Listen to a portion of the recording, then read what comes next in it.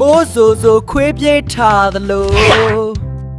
ပဲပင်ပေါက်တက်လိုက်နေသလိုကြီး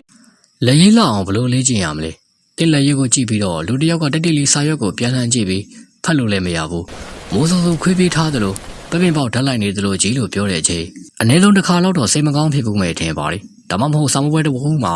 အပြေမှန်တွေကိုရေးထားပြီးမဲ့ဖတ်ရခက်လို့စာမပွဲကျသွားတာမျိုးတွေလည်းကြုံဘူးကြမလား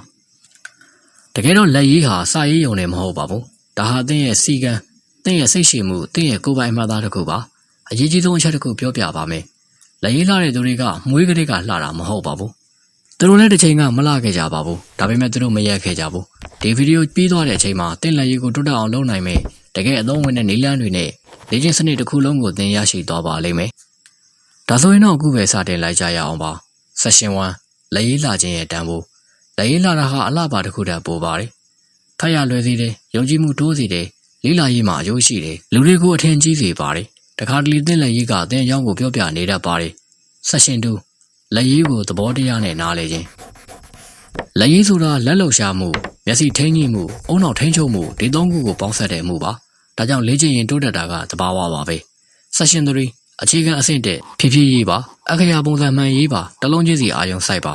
ဒီတိုင်း10မိနစ်ဒီတစ်ခုတည်းလုပ်ရင်တော့မှတဖြည်းဖြည်းနဲ့လက်ရေးလှလာပါလိမ့်မယ် Session 4အဆင့်နဲ့လေကြောင်းမင်းစာအုပ်သုံးပြီးတော့လေ့ကျင့်ပါစလုံးအရွယ်တူအောင်လေ့ကျင့်ပါစလုံးကြားအကွာဝေးညီလာတာနဲ့လက်ရေးကလှလာပါလေ Session 5အဆင့်3တငယ်ချင်းတွေတဲကလက်ရေးလှတဲ့သူတွေရဲ့ရေးထားတဲ့စာကိုကြည့်ပြီးတော့နေတိုင်းကူပါဒီနည်းကအများဆုံးတိုးတက်စေတဲ့နည်းပါ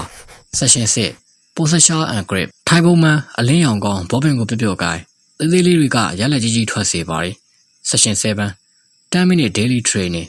လေကြောင်းမင်းနဲ့လေ့ကျင့်ရမှာ3မိနစ်ကာကြီးခါဝေးစတဲ့စကလုံးတွေကိုရေးပြီးတော့5မိနစ်စာကြောင်းတွေကိုရေးပြီး2မိနစ်ပြန်စစ်မယ်ဆိုရင်တလားအတွင်းသိတာလာပါလိမ့်မယ်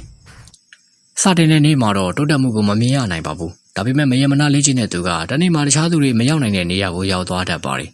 လက်ရေးလာခြင်းကလည်းအတူတူပါပဲ Session 9 Common Mistake အမြန်ရေးခြင်းလေ့ကျင့်မဆက်ခြင်းကိုယ့်ကိုမစစ်ဆေးခြင်းဒီ3ချက်ကိုရှောင်ပါတနေ့မှသင်လက်ရေးကိုပြန်ကြည့်ပြီးတော့ဒါကိုငါရေးတာလားဆိုပြီးတော့အံ့ဩသွားနိုင်ပါတယ်ဒီနေ့ကစတဲ့ပါစာရွက်ရဲ့ယူပါပထမဆုံးစလုံးကိုရေးပါအဲ့ဒီစာလုံးကတင်တိုးတက်မှုရဲ့စတင်မှုဖြစ်နိုင်ပါတယ်ဗီဒီယိုကိုသဘောကျတယ်ဆိုရင်တော့ like and subscribe လုပ်ပြီးသွားခဲ့လို့ရပါတယ်အဆုံးကြည့်ပြီးကြတဲ့အတွက်အားလုံးကိုကျေးဇူးတူပဲတင်ရှိပါတယ်ခင်ဗျာ